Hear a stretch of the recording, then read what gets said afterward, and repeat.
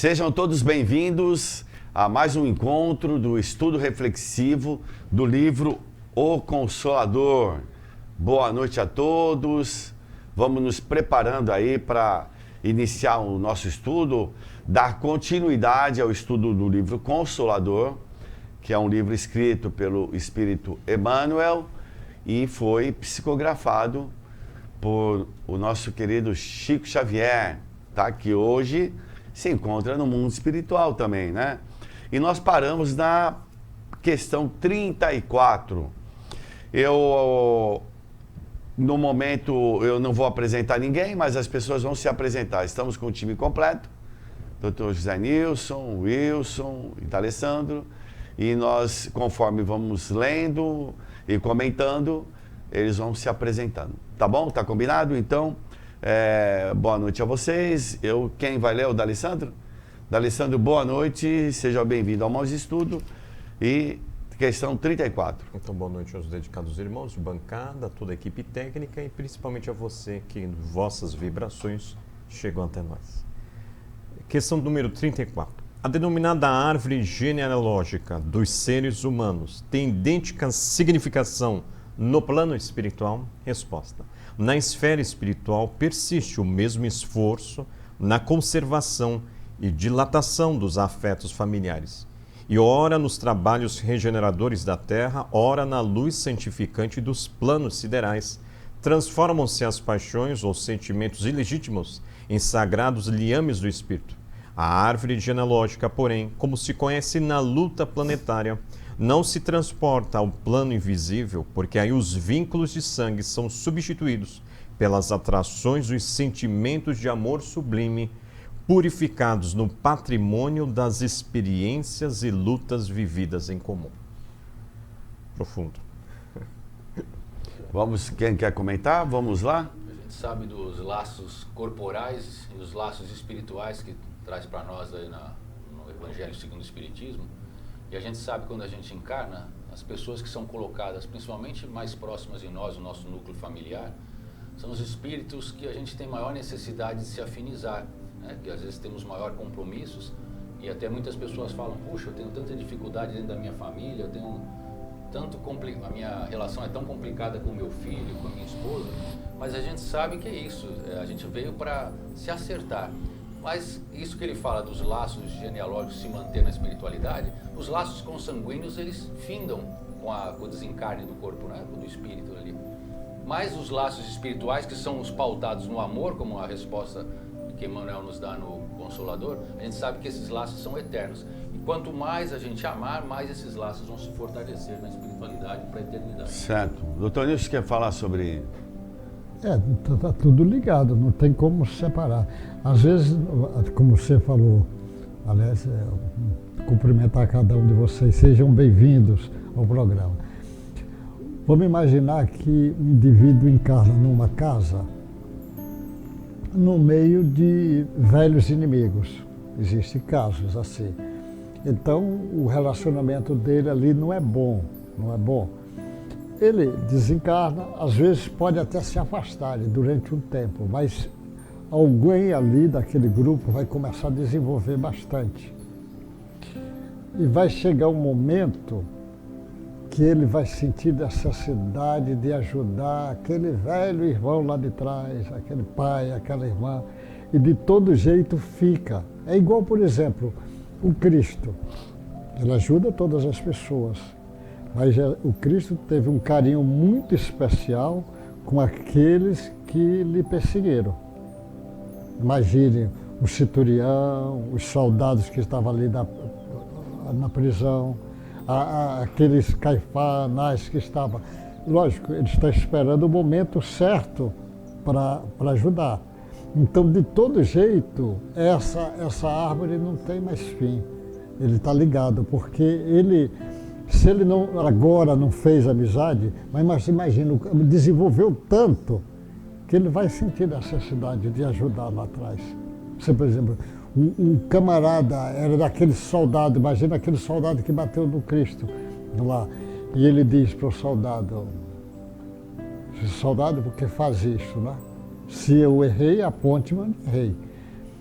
aquilo é uma coisa terrível. Mas na hora certa, com certeza, ele vem ajudar ele. Talvez precisa um tempo para isso acontecer, mas não fica. Então, para todos nós. Então, essa árvore não quebra nunca mais. Imagina esse soldado, quando percebeu a atitude dele, essas palavras do Cristo ressoando Aquilo na mente dele. ficou ressoando ali durante milhares de anos. Então, mas para nós também você dizer, puxa, aquele irmão lá que me batia, fazia, humilhava, me roubou, mas hoje você já tem um olhar diferente para ele. Um olhar diferente. Então você vem em socorro dele, sem problema nenhum. E Deus fez de tal forma esse princípio inteligente que, querendo ou não querendo, nós vamos ter que cair no anunciado de Jesus: amai-vos uns aos outros. Não tem como fugir desse anunciado. Questão de tempo. Né? E aqui também ele chama atenção e fala assim, persiste o mesmo esforço na conservação dos laços familiares e dilatação dos afetos familiares. Dilatação. Então, você tem teu núcleo familiar ali, mas você também tem condições de falar assim, olha, você trabalha aqui para tua família, tua esposa, teu marido, teus filhos, mas olha, gente, nós temos condições de ajudar o outro semelhante. Porque como a gente ainda é imperfeito, então a questão da caridade, ela é de suma importância para fortalecer a nossa alma. Então é como se você demonstrasse para os filhos ali a necessidade que a gente tem de dilatar, de entender como é que o outro é, respeitar do jeito que ele é. Então o dilatar que eu entendo aqui é você não se restringir só àquele núcleo familiar. Você tem condições, senão você só fica ligado ali. E esse despertar que as pessoas têm de fazer caridade, de ajudar o outro, isso já é uma necessidade nossa para manter, para conservar esses laços e também perceber a necessidade lá fora. Então, é como se falasse assim, a gente trabalha a vida toda, né? Aí inventaram a tal da aposentadoria, que a pessoa é louca para aposentar e ficar sem fazer nada e ficar doente. Então, na realidade, não. Você até então trabalhou só para você e sua família. Opa, então agora vamos trabalhar para o nosso semelhante, já que nós temos aí um mundo que precisa, é carente e a gente tem o que oferecer, né? É a virtude fraternidade, né? É a virtude fraternidade. O Kardec fala isso em Obras Póstumas, né? Liberdade, igualdade e fraternidade. O mundo só será livre e nós respeitaremos a igualdade do nosso irmão quando desenvolvermos a fraternidade. E quem lê o livro O Nosso Lar, quando o André Luiz vai pedir uma entrevista, a senhora que está na frente dele, porque o ministro atendia de 2 em 2, ela justamente queria atender os filhos na terra, mas ela não ficou em nenhum trabalho da colônia. Então, assim, mostrando isso, ela não queria desenvolver ainda a fraternidade, ela estava vinculada, presa aos filhos. Então, ela não tinha ainda autorização, né? O André Luiz quis mostrar pra gente, ela não está tendo autorização de ajudar os filhos na terra, porque ela não quer desenvolver, né? Eu estou usando o meu linguajar agora, a fraternidade. É por isso que a gente tem que ser esse afastamento, né? Às vezes as pessoas falam, mas por que o pai, a mãe, o tio, né, o filho não deu ainda manifestações da erradicidade? Porque ele está, às vezes, desenvolvendo a virtude de fraternidade, né? Como você disse aí. Legal, tudo bem? Podemos avançar? Vamos lá, Davi? Questão 35. A genética está submetida a leis puramente materiais? As leis da genética encontram-se presididas por numerosos agentes psíquicos que a ciência da Terra está longe de formular dentro dos seus postulados materialistas. Esses agentes psíquicos muitas vezes são movimentados pelos mensageiros do plano espiritual, encarregados dessa ou daquela missão junto às correntes da profunda fonte da vida. Eis porque, aos geneticistas, comumente se deparam incógnitas inesperadas que deslocam o centro de suas anteriores ilações. 1941. 41, você vê quanto tempo. Não se sabia quase nada de genética, ele está chamando a atenção disso. E até hoje as pessoas ficam querendo que a genética explica tudo, eles vão trazendo isso.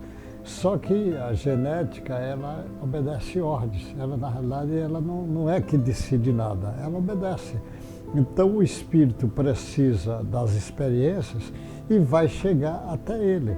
chegar. Porque o cientista, eles pegam interessante, por exemplo, tem o cromossomo, aí o gene está ali dentro. O que é que eles fazem? Eles têm um material que ele isola ali, aí ele diz, você isolou aquele gene ali, aí você trabalha. Mas ele isola ali, aí ele vai fazendo as deduções. Então, olha, aquele gene isolado não faz nada. Então ele bota a culpa, tudo é o gene que faz.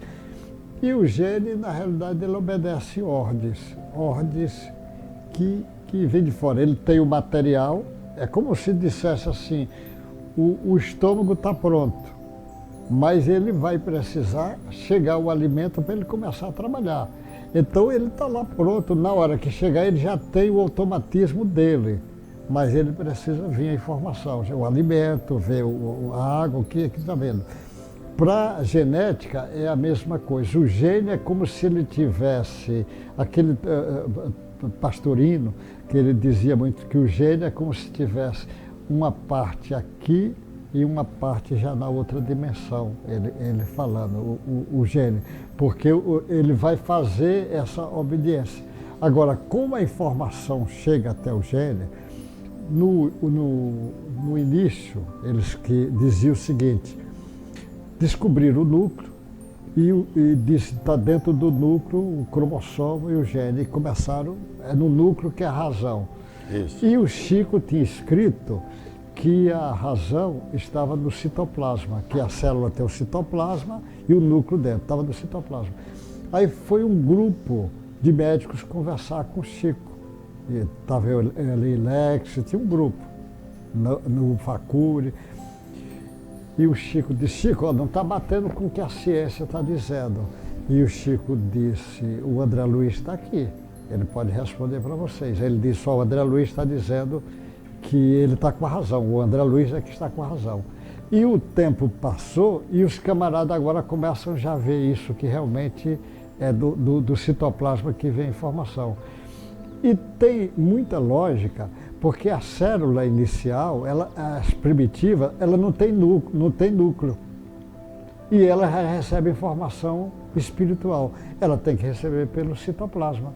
Então, interessante do Chico ter dito isso numa época que todo mundo estava dizendo o contrário. A ciência estava dizendo o contrário. Agora a ciência começa já a mudar. E vai mudar mais, porque o gene obedece ordem. O gene é um transdutor. Não tá fazendo nada. Ele vai traduzir o que precisa ser traduzido. Agora, é muito perfeito isto, aí você olha o gene de um homem, de um animal, de uma planta, de uma bactéria, obedecendo a mesma sequência. O cara estuda ali o cromossomo, ele deduz que tem ali o gene ali, e ele deduz por isso, que ele tampa ali. Então, o gene é como se fosse um tapete ali dentro do cromossomo. Ele pica. Isto daí é uma imensidão de informação, porque o espírito vai agir, porque aquele gene, às vezes, vai se manifestar quando ele tiver 40 anos, veio com destino de 40 anos aparecer tal coisa. Que a gente traz, né? Ele traz aquelas predisposições que estão lá dentro dele, armazenado e guardado. Mas essas predisposições podem mudar, porque o cara tem tendência, mas pode não usar. Imaginar, o sujeito, olha, nasceu com predisposição de ter problema de pulmão, porque foi velho fumante lá atrás. Mas ele pode, nessa encarnação, se comportar tão bem que a predisposição dele não acordou. Não ativa, né? Não se manifesta. Não se manifesta. Então tem uma série de coisas aqui em volta que pode acordar ou o contrário, não é? E a gente sempre ouve, desde de criança, quando a gente vai estudar sobre reprodução e genética, que nós somos produtos de um campeão. Fala que do espermatozoide campeão na corrida ali para fecundar o óvulo, o primeiro que chega, que é o que fecunda e é o vencedor. Então a gente fala, nós somos produtos de um campeão. Mas na verdade, nós não somos produtos de um campeão. A gente sabe que o espermatozoide que vai fecundar o óvulo, na verdade, é aquele que tem as melhores informações genéticas para que aquela encarnação, que aquele espírito vai ter naquela família, ele vai ter as melhores informações para que aquele corpo físico que ele vai habitar, que ele vai ocupar, tenha as predisposições, que nem o Dr. Zé Nilson acabou de falar, propícias para a sua próxima encarnação. Então ali naquele esperma, junto na fecundação do óvulo, vai estar gravado ali predisposições às vezes de tendências, como ele falou, de talvez ter um problema de fígado, de talvez ter uma tendência a ter dificuldade locomotora. E é ele que vai chegar. Então não é o que corre mais, mas assim, aquele que foi imantado pela espiritualidade com as melhores condições para atender aquela próxima encarnação do espírito. E é interessante que até nesse aspecto aí, a mulher quer mandar no homem, porque quem atrai para si é o óvulo, né? O magnetismo atrai esse espermatozoide que tem essas características. Não é verdade? É, porque quando... Então, até nesse momento, o feminino ele vai como se fosse a dança do encanto e vem o espermatozoide, o que se acha o tal, né? Vem lá e cai na arapuca. Não é isso, doutor? O Sigismundo, o Chico descreve isso bem lá atrás, que ele diz o seguinte: o Sigismundo ia reencarnar. E ele já estava 8 dias antes na casa, mas já ligado com o óvulo da mãe. Porque a mãe é um óvulo lá, cada mês ele já está ligado com o óvulo da mãe. E eu lembro o Jorge André chamando a atenção que o óvulo da mãe, ela que já está ligada, ela é com o espírito, ela exerce um fascínio sobre o acrônimo, a cabeça do espermatozoide ali que vai ser ligado. Ele já está atraído para ela.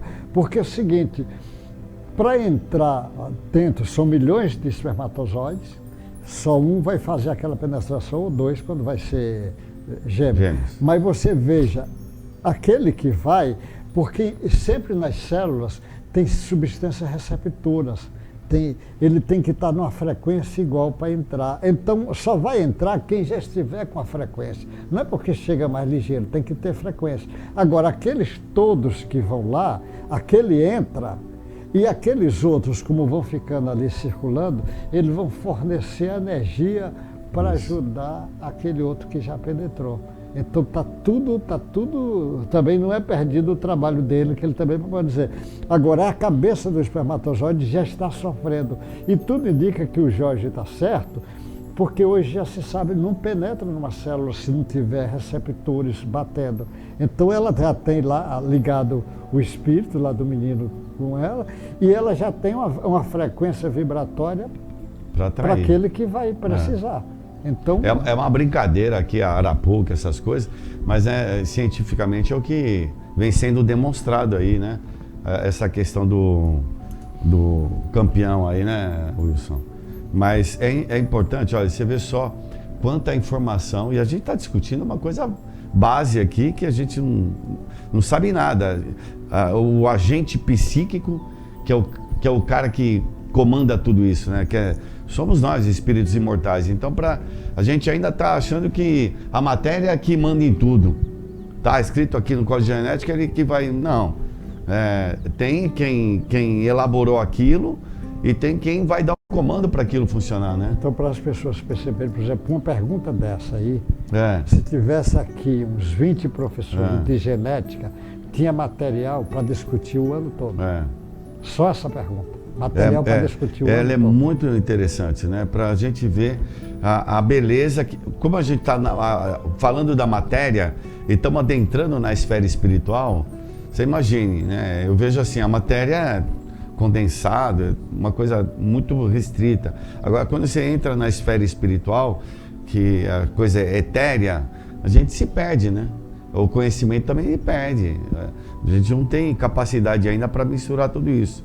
Porque André Luiz até traz para nós os departamentos específicos de nosso lar, encarregados de preparar os corpos para os Ele mostra, né, quando o espírito adentra ali aquele departamento, e ele fica abismado como se fosse um manequim, com uma forma imitando perfeitamente um corpo físico. Ele fala que ele consegue visualizar a musculatura, consegue ver veias e artérias, o sangue circulando.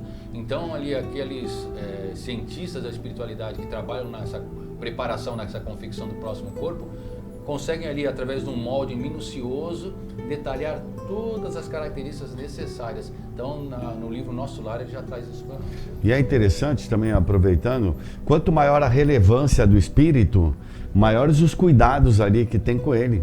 Maiores os cuidados, na esfera genética mesmo, para não ter nenhum contraponto, nenhuma surpresa.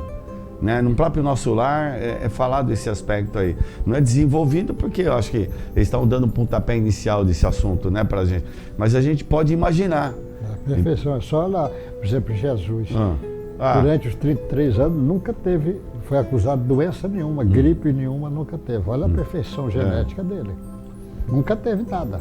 Jesus não teve nada.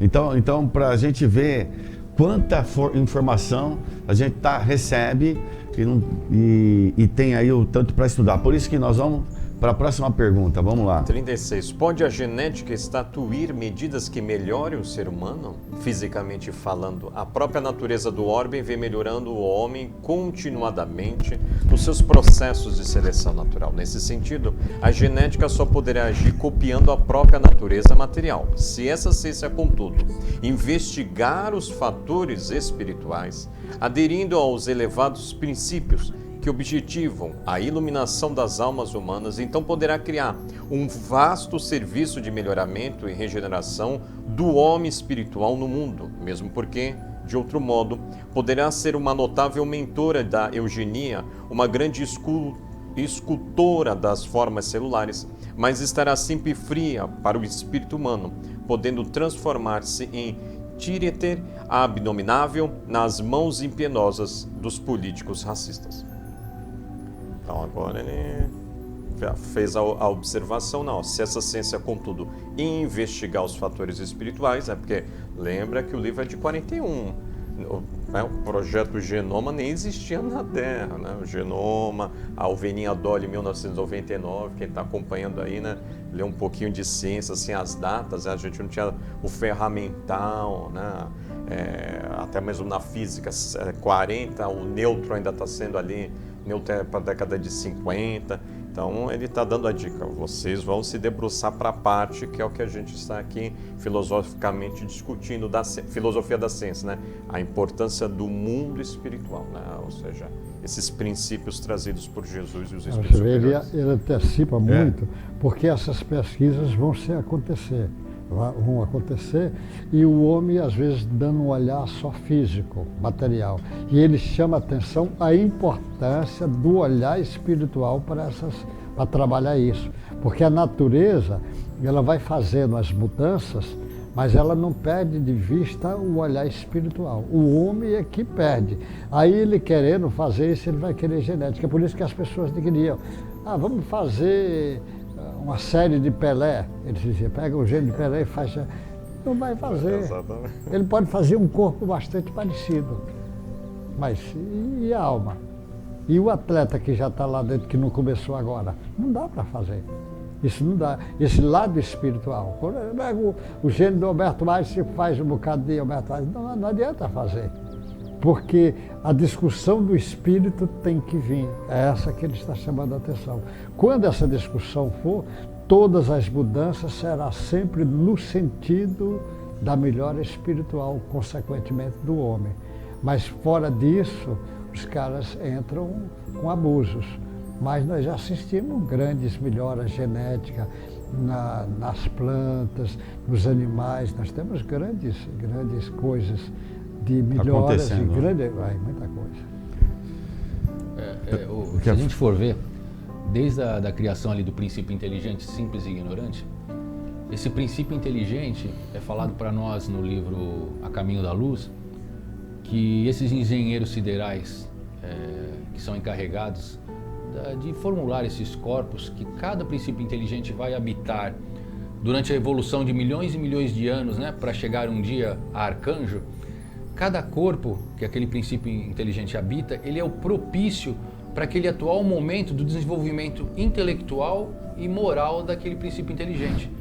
Então a gente vê isso, por exemplo, não adianta dar um corpo, por exemplo, de um humano para um princípio inteligente que ainda está num nível de uma minhoca, porque ele não tem como se manifestar. Da mesma forma hoje, que se a gente pega um princípio inteligente, um espírito que já está habitando um corpo de um cão, que ele já tem instintos desenvolvidos, já começa a desenvolver as suas escolhas, já tem ali um pouco de sentimentos, de amores, de emoção sendo desenvolvida através do contato mais próximo com o homem, e aí você pega esse espírito e coloca ele, volta lá para trás e coloca ele no corpo de um pinguim, onde ele não vai ter o corpo físico certo para poder manifestar essas sensações que ele já pode.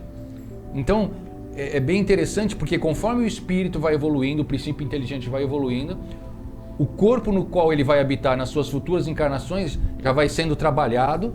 E isso a gente vê também nos primeiros homens que habitaram aqui na Terra. Isso está na Gênese, no corpo dos australopitecos ali, que a gente olhando, ele muita semelhança dos macacos, aquele corpo mais bruto, o homem mais peludo, um clima mais pesado naquela época no planeta Terra, mais frio, então ele precisava de uma constituição de pele mais forte para resistir, mas conforme esse homem vai se intelectualizando, vai se moralizando, essa vestimenta física dele, ela vai transmutando através do tempo. Então a gente é bonito ver aquela imagem que tem aí no Google, se a gente colocar, né, o homem, a evolução do corpo do homem, então a gente vê que o corpo foi ficando mais ereto, foi diminuindo a parte de pelos, a gente vê a protuberância da cabeça mudando a conformação, porque tudo vai se adaptando, e isso é bonito da gente ver, mas isso não é algo que a gente vê na hora, é algo que a gente consegue examinar ao longo de milhares de anos, essa transformação que a espiritualidade trabalha em nós. É verdade. Só aproveitar um pouquinho aqui do Emmanuel, olha só que interessante, porque ele está falando do aspecto também físico aí do homem mexendo com a parte genética. Mesmo porque, de outro modo, poderá ser uma notável mentora da eugenia, uma grande escultora das formas celulares. É o que a gente está buscando aqui, né? A ciência materialista. Mas estará sempre fria para o espírito humano, podendo transformar-se em títeres abominável nas mãos impiedosas dos políticos racistas. Olha o cuidado que a gente tem, olha o que ele já vem chamando a atenção da gente. Naquela época, né? Então ele já previa toda essa situação de a gente querer corpos perfeitos, achar que vai fazer... E nós vamos desenvolvendo preconceito em relação àqueles que não vão seguir essa cartilha, né? E a gente se transforma em bonequinho mesmo, né? Estão brincando aqui. O títere é exatamente... A criancinha nascer com o olho azul, com o cabelo louro, então, é brincando. A criança se achando Deus, né? Ele está se achando Deus, ele pode fazer tudo. Então é um cuidado extremo, né? Se não levar a relação espiritual na nossa vida, né? Porque fica uma coisa muito capenga. E nós já estamos passando dessa fase, porque vai nos enchendo do nosso orgulho, né? Achar que a gente pode fazer tudo dentro da ciência, da genética aí, né? Mas graças a Deus que já tem muitos que acordaram. Ainda tem muitos insistindo. Tem pessoas que insistem mesmo. Quero, quer dizer, o olhinho azul, a menininha com as perninhas bem feitas. Tem um gene que dá para trabalhar isso, porque é um gene. Isso. Vai nascer a asinha da mosca, tem um gene que vai dar aquela trabalho. Então o cara diz, nós prendemos aqui, soltamos esse, a gente faz. Mas é com uma visão só biológica, por isso que a maioria dos cientistas da biologia são materialistas e ainda tem dificuldade. Por isso que essa briga da clonagem, que foi uma briga imensa aí, da história da clonagem, e até agora não deu certo, porque eles acharam que se aprovasse aquilo ia resolver o problema e não resolveu. E não resolveu, ficou essa briga. Até hoje está aí Isso aí tá, eu acho que... Não, porque eles acharam que ia encontrar a solução logo fazer isso, porque está numa visão só biológica. Não é assim. Não é assim. Vamos seguir, Wilson? D'Alessandro, vamos lá. 37. As combinações de genes aconselhadas pela genética podem imprimir no homem certas faculdades ou certas vocações? Resposta. Alguns cientistas da atualidade proclamam essas possibilidades, esquecendo, porém, que a vocação ou a faculdade é atributo da individualidade espiritual, inacessível aos seus processos de observação. Os geneticistas podem realizar numerosas demonstrações nas células materiais, todavia, essas experiências experiências não passarão dessa zona superficial em se tratando das conquistas, das provações ou da posição evolutiva dos espíritos encarnados. Acabou. A gente lembrar do filme Matrix, Ah, quando tinha lá o herói do filme, o personagem do filme, o Neo, e ele precisava de diversas habilidades imediatas, então ele falava, carrega o programa aí para pilotar helicóptero, carrega o programa aí de luta de artes marciais. E ele rapidamente adquiria aqueles conhecimentos, aquelas habilidades. Se fosse assim, ia ser bom, fácil, né? É. A gente aprender por osmose, né? Eu pegar esse livro, encostar aqui na minha testa e adquirir eu todo tentava fazer o isso. conhecimento, né? Quando dormia, né? Ia ser bacana. Mas, e aí muitas vezes, acha-se que Deu certo. a gente pode, como um toque de mágica, aí, uma injeção, injetar conhecimento e habilidades dentro do nosso corpo físico. Mas ele deixa bem claro que essas habilidades e o conhecimento só são desenvolvidos com muito esforço, através de estudo, através de relacionamento. E aí é o objetivo da encarnação, quando Kardec pergunta qual é o objetivo da encarnação? Desenvolvimento. É aprendizado, tanto moral quanto intelectual, que Emmanuel nos traz, também falando da importância da gente desenvolver as duas asinhas para a gente ter um equilíbrio. Muitas vezes a gente vê pessoas que desenvolvem demais a sua intelectualidade e se afastam da espiritualidade de Deus, se achando que são Deus. Então é importante esse equilíbrio aí para nós. E foi como uma coisa interessante que eles vão pegar um artista, um grande mestre. Aí o cara faz a cópia, né, dele. E às vezes não sai o artista. O cara diz, pelo menos os cientistas vão interrogar, mas por que não saiu? Qual é o motivo? Fizemos tudo certinho. Alguém vai dizer para ele, será que essa turma que fica falando que essa arte divina não está lá no espírito e a genética não está alterando o espírito, porque não vai ter... Talvez crie interrogações para eles mesmos. Isso. Porque o cara faz cópia de 20 Pelés e sai um que a primeira coisa que ele diz, eu detesto futebol. Pronto. Tenho raiva de futebol. O cara diz, mas como? Eu fiz direitinho. Fiz direitinho e esse menino disse que odeia futebol. É verdade. É complicado. O cara dizer, mas o que é que está vendo? E em cima do que o Wilson falou, por isso que a gente deve valorizar muito os outros, as virtudes que todos nós estamos buscando.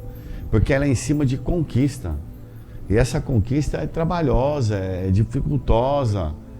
E a gente tem que valorizar. Então, o cara, quando faz uma apresentação, a gente está falando de música, por exemplo, para o cara apresentar aquele concerto lá, aquela música, foram horas, anos e anos, décadas de estudos, né, de dedicação. Então, eu falo às vezes um cara que está tentando deixar a dependência química e o esforço diário cai, volta e se interna. É aquela luta, aquela conquista, então tem que valorizar. Porque o que para você é simples, para o outro é dificultoso. Da mesma forma que o cara que pega um violino, eu fico apaixonado, mas como é que entra esse conhecimento todo em mim? Vai estudar, se esforce, né? Então, e por isso que hoje a gente está no esforço do aspecto moral, porque nós estamos sem isso nesse nosso mundo. Por isso que essas crises aí, esses exemplos péssimos aí, que é onde está faltando essa luz aí pra gente do aspecto moral, ético, de relacionamento, né? Tá bom? Vamos... Questão 38. Se a genética está orientada por elementos psíquicos, como esclarecer as conclusões tão exatas do mendelismo? O mendelismo realizou experiências notáveis, porém ainda encontra fenômenos inexplicáveis no processo de suas observações positivas. Faz-se mister considerar igualmente que em escala decrescente nos reinos da natureza, a genética apresenta resultados felizes nas suas demonstrações, pelo material simples e primitivo tomado para suas observações práticas, tais como os amplexos celulares de plantas e de animais, constituídos por expressões rudimentares. Em escala ascendente, contudo, onde a evolução psíquica apresenta suas características de intensidade e realização, a genética encontrará sempre os fatores espirituais, convocando-a para um campo mais vasto e mais sublime de operações. Legal, né? É por isso que ela tem muito êxito nas plantas dos animais. porque ela não trabalha, ela O quer melhorar psiquismo a não qualidade. interfere, né? Ela quer melhorar a sua qualidade. Olha, é o animal produzir mais carne, produzir mais leite. É assim que ela está querendo. Dar um couro melhor. Ele vai trabalhando em cima disso. Aquela planta ficar mais saudável, não pegar as plagas fácil. Ela vai aumentando a resistência. E aí vê o êxito, é muito grande o êxito. A Embrapa nossa aqui é uma campeã de pesquisas nessa área. E tem muito êxito. Mas, como ele diz, a proporção que vai evoluindo, você agora vai ter que ver. No homem, não dá para fazer como faz lá na planta só. Não adianta assim. Ele precisa alguma coisa a mais. Mas a gente fica abismado olhando, ele disse isso na época que disse, né? 41, né? Mas não é legal isso, cara? Enquanto vocês estão brincando de Lego aí, né? É como se fosse assim. Brincar de Lego é pra criança mesmo, né? Agora até aí vocês estão indo bem, tá montando direitinho. Agora a partir daqui, que tem interferência, porque aí tem as interferências no psiquismo, né? Humano aí, né? Porque quando você trabalha com determinismo, que aquilo já está, tem controle, o objeto de observação, de trabalho, ele está subordinado à sua vontade, ali é fácil. Agora quem não está, que nem o Allan Kardec fez, e aí ele desenvolve um método para ensinar a gente como trabalha com esse psiquismo humano, aí o que o cara tem que ser bom, né? Porque aí tem que analisar, aí tem que observar, né? Então, por isso que vem a doutrina espírita para poder iniciar esse processo de aprendizado para todos nós, né? E quando ele fala aqui material simples e primitivo que eles conseguem trabalhar, porque a gente vê, né, quando a gente pega uma massa, quando a gente vai desenvolver um pão ali, pega uma farinha, uma água, sal e a gente está fazendo uma massa de pão, algo simples mesmo da gente fazer, qualquer um ali consegue fazer. Quando você começa a fazer receitas mais complexas, você precisa se capacitar um pouco melhor, né? Você vai fazer uma macarronada, um feijão ali mais caprichado com os temperos. E aí ele fala que é mais fácil mexer, porque esse princípio inteligente ali que está no início, ele é mais moldável, ele ali ainda não tem muito ainda a influenciação daquele espírito ali, porque ele, como foi falado, ele está agindo mais pelo determinismo. E quando ele fala que é mais fácil nas plantas e no reino animal, a gente vê isso muito, por exemplo, nos grandes centros de bovinos, onde eles conseguem manipular para melhorar a genética dos bovinos hoje, para dar carne com menos gordura, para dar uma carne mais macia. Tanto que hoje, antigamente, quando você ia comprar um pedaço de carne, existia lá filé de mignon, colchão duro, colchão mole, né? N pedaço de... Hoje tem tanto pedaço de carne diferenciado que elas foi cada vez mais trabalhada. E eles vão trabalhando isso na genética. E era o que Hitler tentou fazer na época dele lá, com as experiências dele na Segunda Guerra Mundial, principalmente, querendo formar uma raça pura.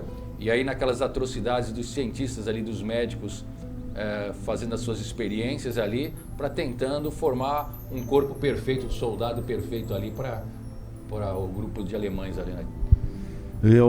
Tudo bem? Quer falar mais alguma coisa? Não, esse assunto vai crescer. O que a gente fica abismado e chama a atenção, como o D'Alessandro chamou, o livro foi feito no ano 41, que ainda tinha poucos conhecimentos do assunto. E o tempo passa e o cara vê que é o que ele diz mesmo. Não, é o que ele diz e que tem muito mais que ele não diz, porque a gente não vai entender.